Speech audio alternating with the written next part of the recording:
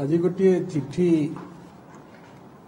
मु विजु जनता दलर सभापति नवीन पट्टनायक पाखक पठाई चार्टा बेले पठेले से उल्लेख करछि जो विजु जनता दल गठनर आरंभ मु संपृक्त जार समृद्धि रे मोर मध्य किछि अवदान रही आज से दलरू मु भग्न हृदय रे इस्तीफा प्रदान करुछि।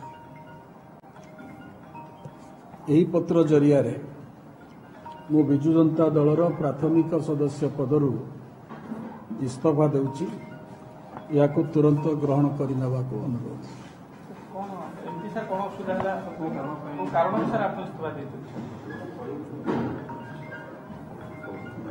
मिलन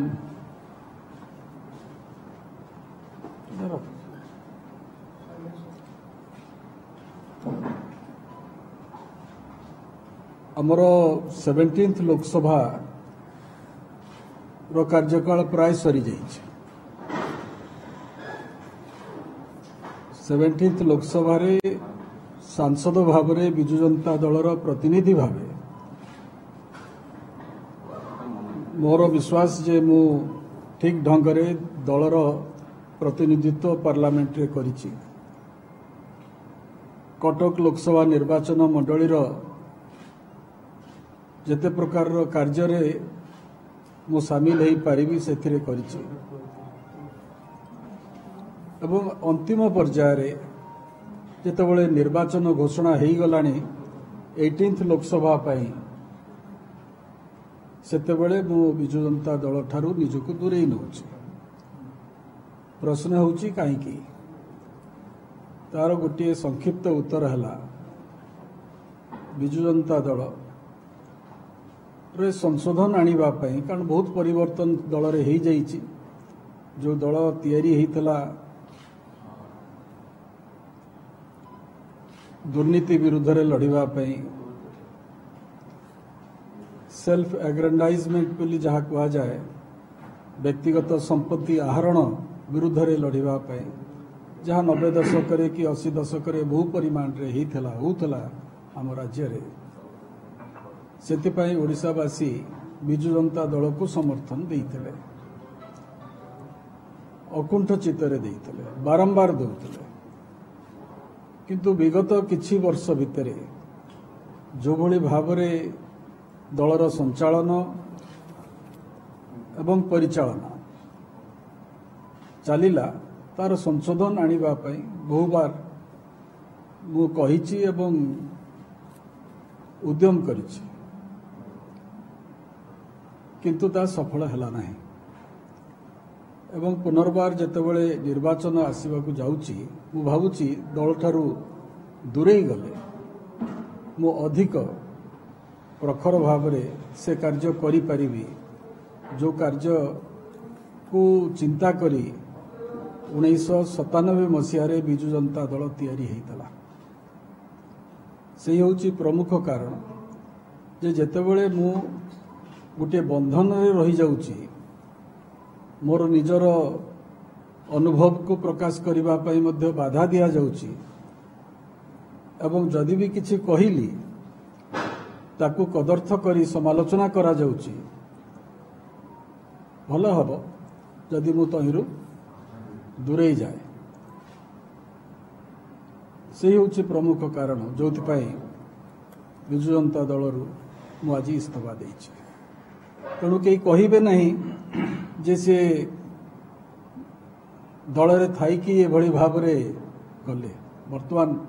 जेतिकी कार्य करिवा कथा आपण माने लक्ष्य करथिबे विगत प्राय 2 वर्ष कि 2.5 वर्ष हेइ जिवो मु कोनोसी विषय रे आउ मत प्रकाश कलु तार एकमात्र उद्देश्य आज भी कहूची जे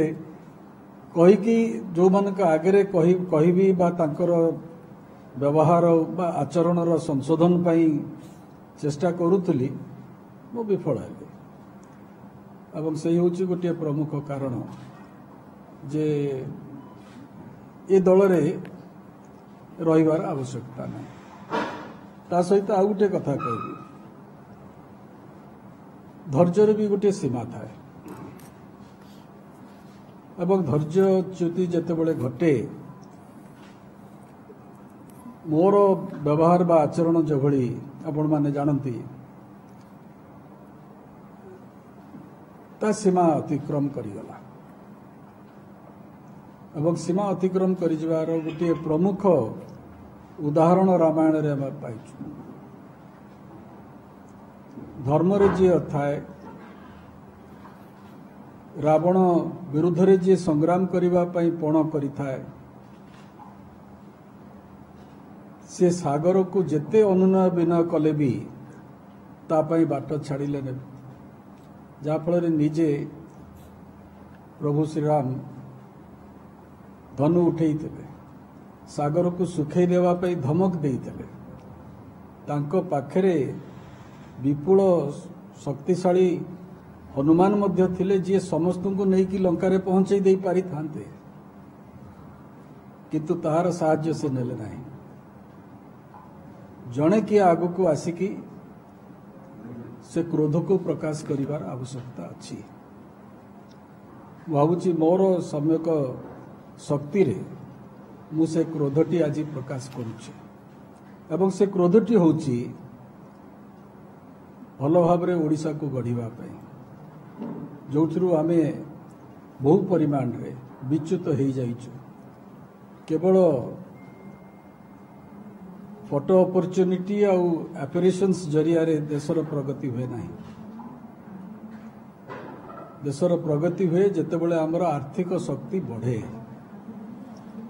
एवं ताहा विगत किछि वर्ष भितर बहु परिमाण रे जदिओ आमर आर्थिक शक्ति बढ़ी विनिर्भय मध्य बहु परिमाण रे बढ़ी से दृष्टि मु निजको सामिल करने उचित मनैली नहीं दूरे गली।